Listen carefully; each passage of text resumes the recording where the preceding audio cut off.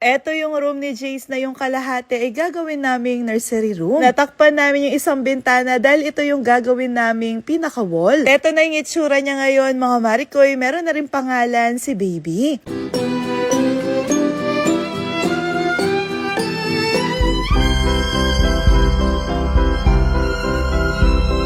Hi mga Marikoy, kahapon nga pala, hindi ngayon. Nandito si Ate Christine at wala siyang masyadong ginagawa. Kaya sabi ko sa kanya, umpisa na namin yung pagde-decorate ng room ni Baby. Dahil nga pinagbabawalan ako na magkilos-kilos, kaya yan si Ate Christine na yung gumagawa sa mga gusto kong gawin. Uutusan ko na lang siya, tinuturo ko kung paano yung gagawin niya. Mambak na nga din pala yung mga gamit ni Baby dito kasi sa kaka-add to cart ko, ang dami na ding nagbibigay para sa kanya simula nalaman nila yung gender ni Baby. Anyway, isa sa mga dumating na in-add to cart ko itong wall stickers na gagamitin namin pang decorate dito sa wall. Kabili na ako dati sa kanila at ito nga yung ginamit ko dito sa side na to. 2 years na yan mga Marikoy pero hindi naman sila natatanggal. Maganda yung quality ng mga wall stickers nila kaya sa kanila na rin ako nag-order ulit. At ngayon nga dinamihan ko dahil malaking wall yung i-design namin ni Ate Christine. At ewan ko kung anong trip ni Jace dyan, inaapakan niya nga itong mga nilalabas ni Ate Christine. Siguro napapansin niya na inaayos na ni Ate Christine pero pilit pa rin sila na nagro-roll. Nga pala sa mga yan, mga Marikoy, dumating na din yung in-order ko na name ni Baby. Ilalagay nga namin dito sa wall dahil dito namin ipipesto yung crib ni Baby. At pinahula ko nga ito, walang nakahula sa first name pero madaming nakahula sa second name. Sa mga hindi nakakaalam, ang buong pangalan nga pala ni Jace ay Jace Merin. JM yung initial niya, yung J stands for Daddy Tano. Jonathan kasi yung tunay na pangalan ni Daddy Tano. Yung M naman ay sa akin kasi Macy yung pangalan ko. Tapos nag-isip talaga ako ng name na may meaning tapos gusto ko din meron siya letter Z. Ang pangalan kasi ng mama ko ay Zenaida kaya yung Z ay para sa kanya. Nag-search nga ako ng name, yung meaning ng Jace ay the original. Ang Merin naman ay gift of God. At ngayon sa paparating na bagong baby, kaming dalawa ni Jace yung nag-decide ng name. Siyempre mga Marikoy, gusto ko pa rin na may Z kaya yung second name niya ay Mace. Tapos magkatunog pa sila ng pangalan ni Jace, Jace at saka Mace. Sa first name naman, gusto ko kasi yung name na Penelope pero kailangan kong gamitin yung letter J. Kaya ginawa naming Genelope. Sa pagsisearch ko nga, ang meaning ng Penelope ay faithful at patiently waiting. Tamang-tama sa second baby namin kasi ang tagal namin siyang hinintay at dumating siya sa tamang oras. Actually, kaya kasama ko si Jace na nagpangalan kasi namili ako ng mga name tapos pinapili ko sa kanya kung ano yung gusto niya. Sinabi ko yung ibang name sa kanya, hindi niya inuulit pero nung sinabi ko yung Genelope, paulit-ulit siya na binabanggit niya yung Genelope. 3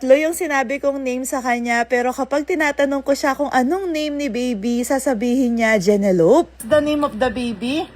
Genelope. Look at mo! What's the name?